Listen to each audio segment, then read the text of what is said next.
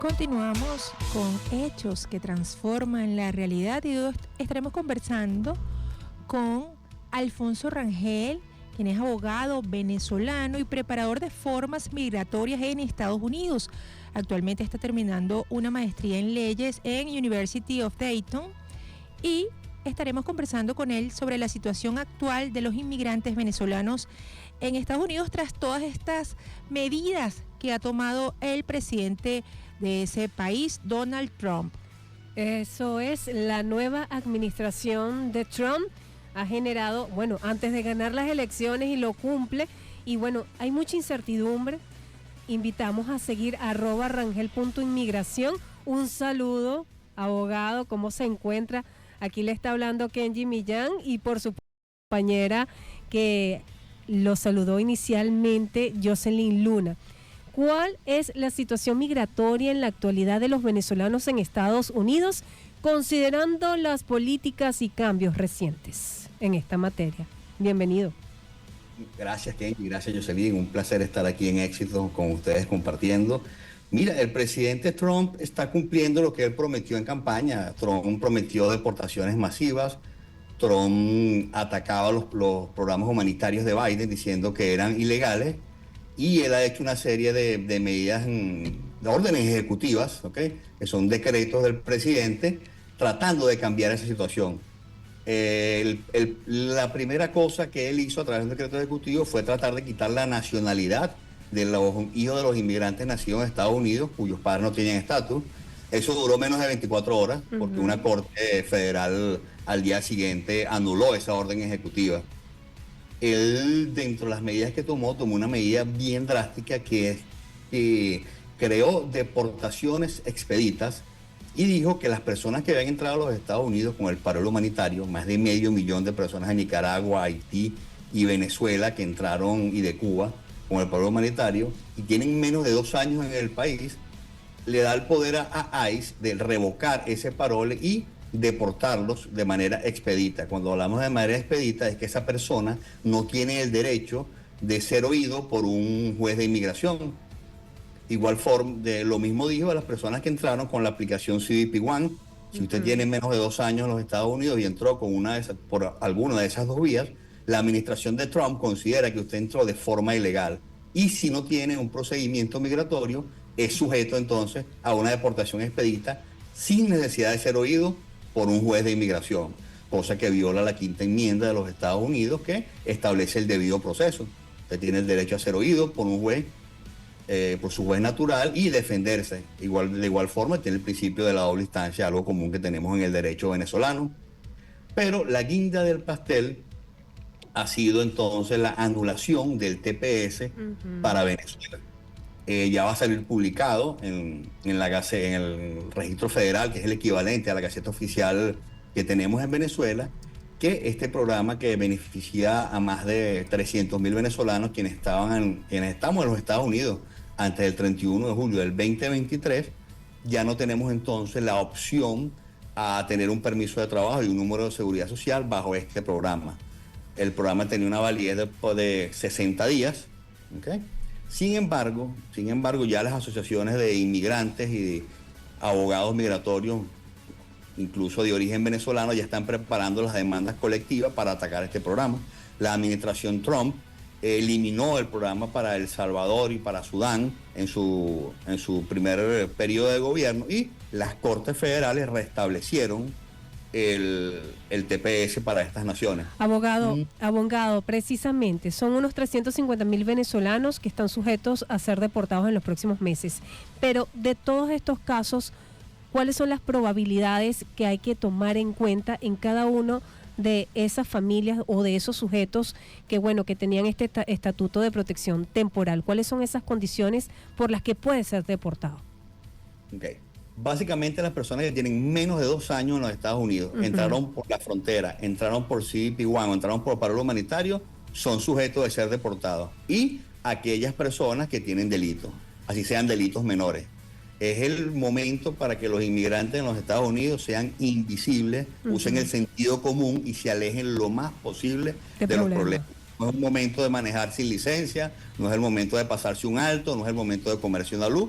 porque puede traer consecuencias devastadoras para la familia venezolana, porque esa persona entonces pudiera ser deportado por haberse pasado un stop. Hay ciudades de ciudades, ¿ok? No todas las policías de las ciudades en Estados Unidos colaboran con ICE, que es la policía de inmigración. Pero esas ciudades y estados que colaboran con la policía de inmigración detienen a las personas y en 48 horas los ponen a la orden de ICE, quien se encarga de las deportaciones. Esto quiere decir que los venezolanos en Estados Unidos que tengan menos de 2 años con estas medidas no tienen opciones distintas a ser deportados. Si son atrapados, capturados por la policía, inmediatamente en 48 horas van a ser deportados de esa nación. Sí, se meten en problemas. A menos que esa persona esté en un proceso migratorio, como por ejemplo una solicitud de asilo. ¿Okay?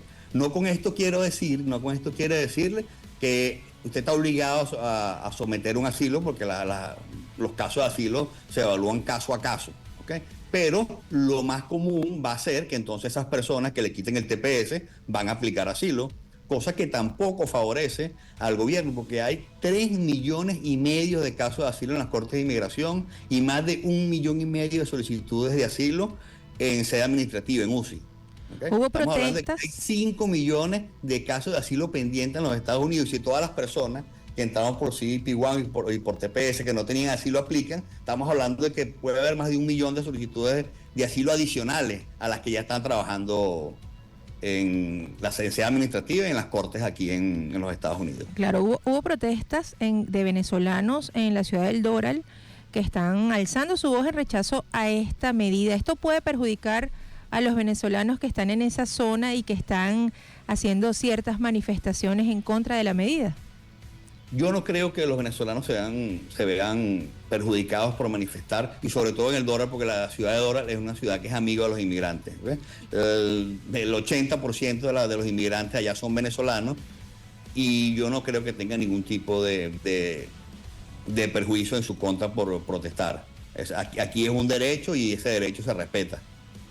Bueno, aquí es importante, abogado, además de este permiso, saber cuál es esa coyuntura, tomando en cuenta las personas, no solo que tienen familiares, sino aquellas que quieran viajar. Si un venezolano quiere en este momento solicitar una visa, por ejemplo, de turista, ¿cuáles son los requisitos y las probabilidades para esa aprobación? ¿O este camino está cerrado totalmente? No, es un camino que permanece abierto, que las visas de turista están totalmente abiertas. Lamentablemente no se pueden sacar en Caracas, pero se pueden sacar en cualquier otro consulado a nivel mundial, en Colombia, Brasil, España, es muy común. Estados Unidos es uno de los países más visitados, recibe mucho dinero por el turismo y ellos no cierran las visas así por así. Okay, claro, las visas de turismo se sacan caso a caso, no te sabría decir una probabilidad, porque no es un tema estadístico, sino es un tema de cumplir con los requisitos.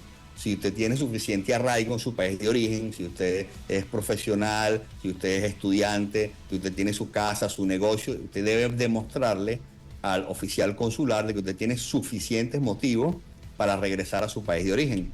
En esos casos, los oficiales consulares usan una presunción que va en contra del aplicante, ¿ok?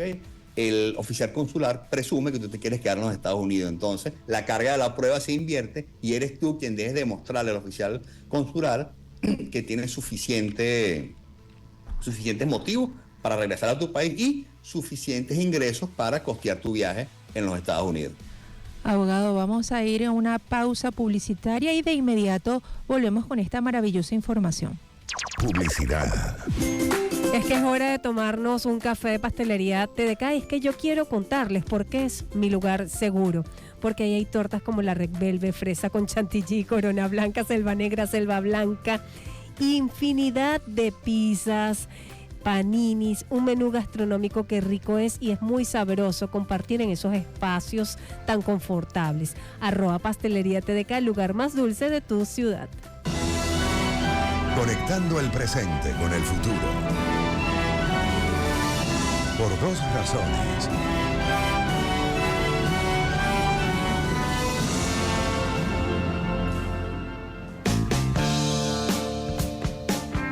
Hechos que transforman la realidad.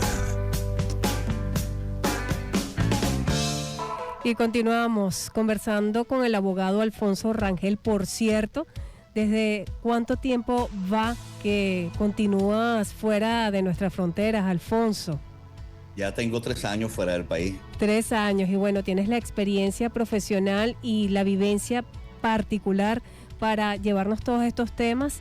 Y bueno, quería que ampliaras un poco este tema de los permisos legales, tomando en cuenta, ya dijiste lo de los turistas, pero sobre todo, si una persona necesita pedir asilo en este momento, ¿cuál sería su situación o cuáles serían esas recomendaciones?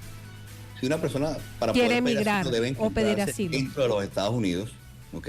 Y haber sido perseguido en su país de origen por motivos de raza, de religión, de nacionalidad, opinión política o por pertenecer a un grupo social determinado. Hasta el mes pasado habían 3 centros donde la gente podía pedir refugio en Latinoamérica. Uno estaba en Costa Rica, otro en Colombia, otro en Ecuador. El presidente Trump cerró esos centros por los próximos 3 meses. Así que la única forma de aplicar a un asilo es estar dentro de los Estados Unidos y cumplir con uno de esos 5 requisitos.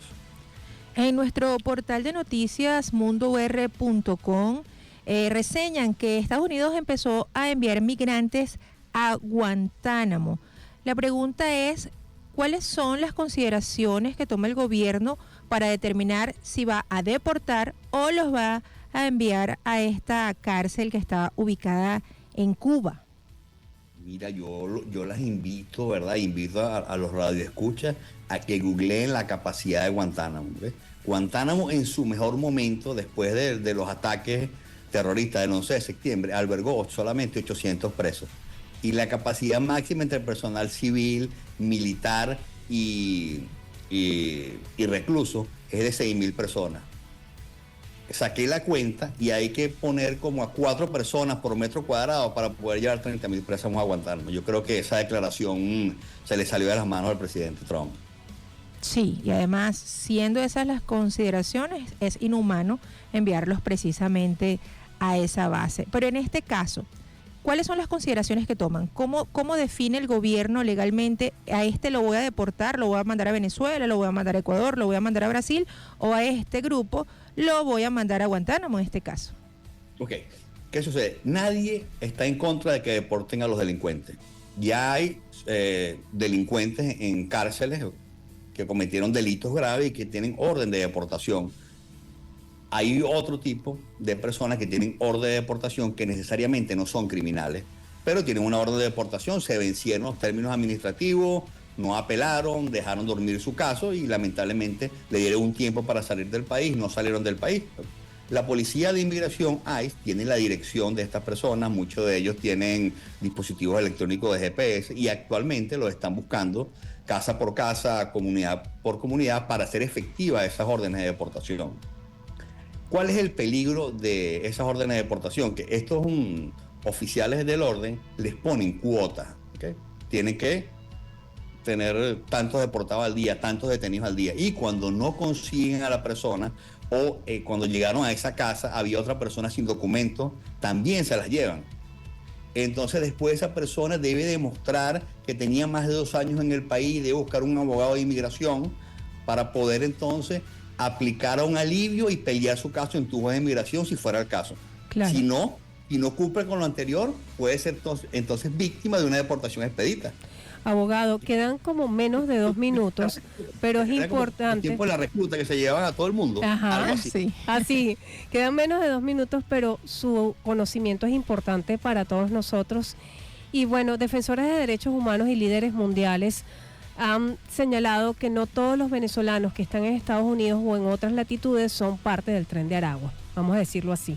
Y bueno, quisiera que nos diera sus consideraciones generales, esas recomendaciones a los venezolanos, tanto a los que están allá, a sus familiares, incluso los errores más comunes que se deben evitar cuando quieran solicitar un permiso o una visa. Mire, eso del Tren de Aragua hay que rechazarlo mundialmente. Si alguien conoce y sufrió el Tren de Aragua, fuimos nosotros los maracayeros.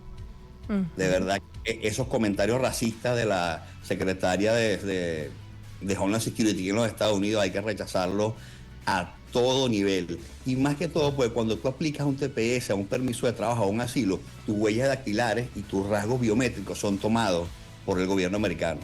Claro que y sí.